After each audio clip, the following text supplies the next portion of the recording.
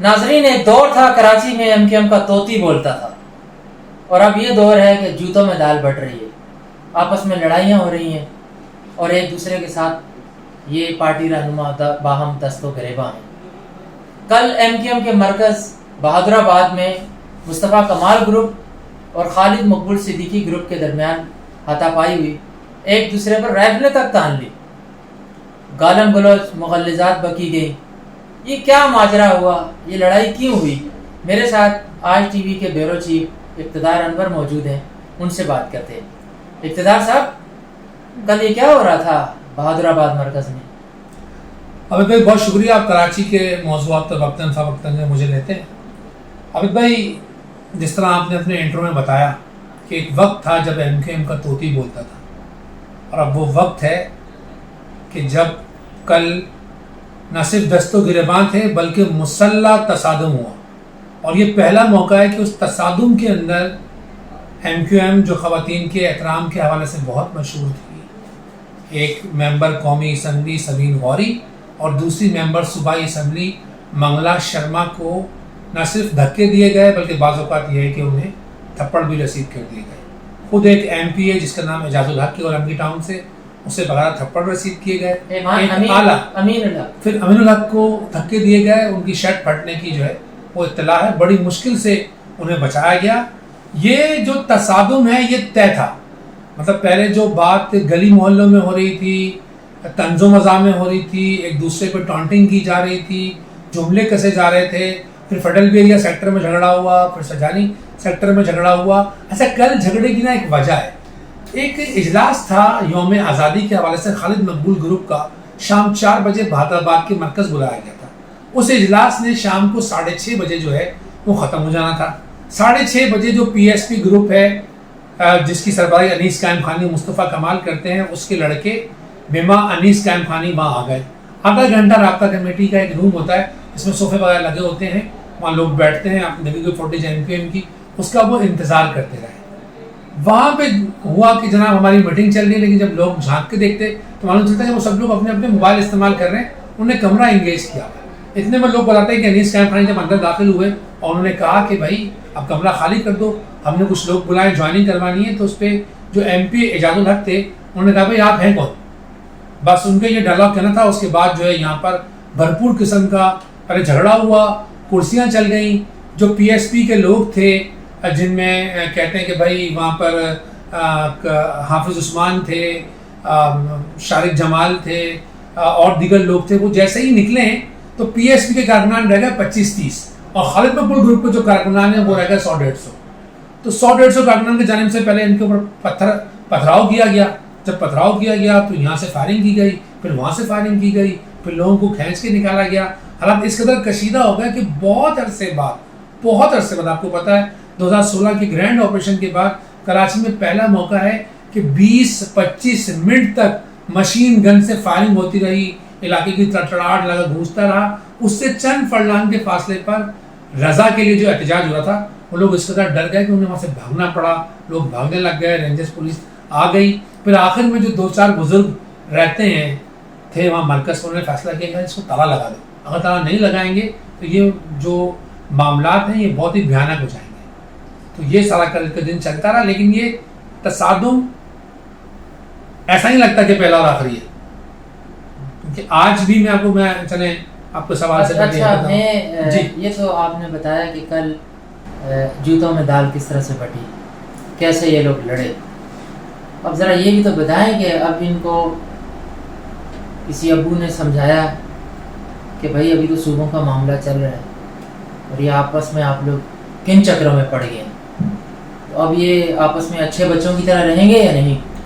میں کہنا چاہتا ہوں جو تھا نعرہ منزل نہیں رہنما چاہیے، مطلب پہلے بھی جو بندہ تھا وہ رہنما تھا، کل بھی جھگڑا ہوا رہنمائی کے لیے ہوا۔ یار اسٹیبلشمنٹ تیار ہے، آپ کو فل ٹاس دے رہی ہے، آپ کو کہہ رہی ہے آپ بڑھیں، آگے نکلیں، محسن نقوی کے پیغام کو عام کریں، گلی گلی محلے بیٹھیں، لیکن ان کا اچھا حالانکہ میں ایم کیو ایم میں کوئی پروفٹ نہیں ہے، یہ وہ والی ایم کیو ایم نہیں ہے اس کا سیکٹر انچارج کی چیخ سے نا پورا بازار بند ہو جاتا تھا، یا جس کا یونٹ انچارج جو ہے وہ کسی کو بھی بلا کے مسئلہ حل کر دیتا، وہ والا نہیں ہے۔ لیکن پھر بھی پتہ نہیں کیا ایسی کشش ہے اس کے اندر کہ لوگ رہنمائی پر تلے ہوئے ہیں, منزل نہیں چاہیے ان کو. اب بات کہ ایم کیو ایم میں ایسا کون بچا ہے؟ ایم کیو ایم میں تو کوئی ایسا بچا ہی نہیں. مطلب خالد مقبول اور خالد مقبول کا اپنا ایک گروپ ہے, مصطفیٰ کمال کا اپنا ایک گروپ ہے, تیسرا گروپ فاروق ستار کا ہے, کامران ٹیسوری فاروق ستار, چوتھا گروپ ہے شاہد پاشا اینڈ کمپنی جو ناراض گھر بیٹھے ہیں, اور پانچواں ایم کیو ایم لندن, اور چھٹا ایم کیو ایم حقیقی.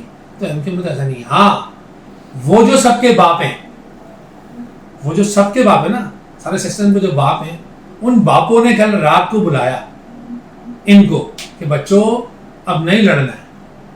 یہ جو بھی کچھ پاکستان کے حالات ہیں, جو فتنۃ الخوارج سے ہم لڑ رہے ہیں, تو بچوں شریف بچوں بن کے رہنا ہے. تو رات 1:45 بجے خالد مقبول مان گئے تھے, ایک بیان جاری کر دیا تھا کہ بھائی غلط فہمی ہو گئی تھی, آئندہ دیکھیں گے مسئلہ حل کرنا ہے. شام کو آج 7 بجے پہلے شبیر قائم خانی بولے کہ گھر کی باتیں گھر میں حل ہو جائے گا. پھر ابھی 9 بجے مصطفیٰ کمال صاحب باہر آئے تو کہنے لگے یوم آزادی کا مہینہ, سب آزادی منائیں گے, کل والے میٹر پہ بات نہیں کریں گے, سب اچھا ہو جائے گا. تو سنا ہے کہ وہ جو سب کے باپ ہیں انہوں نے ان کو ایک اور سیشن کے لیے بلانا ہے کہ بھائی بات تو آپ کو پتا ہے نا, اشارہ کرنا میں کہیں کی اینٹ کہیں کروڑا, ایم کیو ایم پاکستان بنا کے چھوڑا, تو وہ والے جو مسئلہ ہے نا وہ تو اب لوگ سمجھتے ہیں ہو جائے گا. لیکن میں آپ کی بات کو آگے بڑھاتا ہوں, بڑے پھر بولتا ہوں بدقسمت قوم ہے, سامنے کھڑی ہوئی ہے منزل, لوگ کہہ رہے نکلو بھائی. لیکن نا صبح ہزارہ جب تھا, آپ اور میں جانتے ہیں اس بات کو, صحافت سے ہم وابستہ ہیں, آپ کا علاقہ بھی ہے. اب حیدر زمان نے ایک تحریک شروع کی, وہ 70-80 سال کا بندہ تھا, وہ آگے آگے بڑھ کے رہتا تھا. اس نے وہ کام کیا کہ کے پی اسمبلی کا قرارداد پاس ہے کہ ہاں صبح بننا چاہیے. ایک کام ان کا ہوا ہے, یہی جنوبی پنجاب میں لوگوں نے مارے کھائیں, کوڑے کھائے, دھکے کھائے, آوازیں نکالی, اسمبلی سے قرارداد پاس کروا لی ہے. اب وہاں جو 2 صوبے ہیں جو میں بات کرتا ہوں وہ بن سکتے ہیں, وہاں بھی وہ آئینی کام ان کا ہوا ہوا ہے. ہم تو آئینی کام تک ہی نہیں پہنچ سکے یار ابھی تک. مجھے یہ بتائیے جو گرفتاریاں ہوئی ہیں, رحمان بھولا بھی گرفتار ہو گیا ہے, یہ جو گرفتاریاں کیوں ہو رہی ہیں؟ اچھا ابھی بھائی مسئلہ یہ ہوتا ہے کہ آپ کو پتہ ہے کہ بہت ساری چیزیں ایسی ہوتی ہیں, مطلب میں عدالتوں کا بہت احترام کرتا ہوں, ایک اصول پسند قانون پسند شہری ہوں, اس بات کو مانتا ہوں کہ چلے رحمان بھولا کو عدالت نے باعزت بری کر دیا. اچھا میں بدقسمتی سے اس رپورٹنگ کرنے والے میں وہاں شامل تھا. وہ 260-70 لوگ میری آنکھوں میں آج تک آتے ہیں ہاتھ کے اشارے سے کہ بچا لو پھر بھاگے. عدالت نے چھوڑ دیا. اچھا ایسے جو لوگ ہوتے ہیں نا وہ بڑے کی پوائنٹ کے اوپر ہوتے ہیں کہ 2 کے جھگڑے میں کوئی تیسرا فائدہ اٹھا لے, فوراً اس کا کام لگا دے کہ دیکھا جی ہو گیا. مجھے ایسا لگتا ہے کہ گرفتاری جو ہے نا وہ شاید رحمان بھائی کو بچا لے گی, بھولے بھائی, ورنہ ایسا ہوتا ہے نا کہ تیسرا فریق جو ہے نا فائدہ اٹھاتا ہے کوئی نہ کوئی.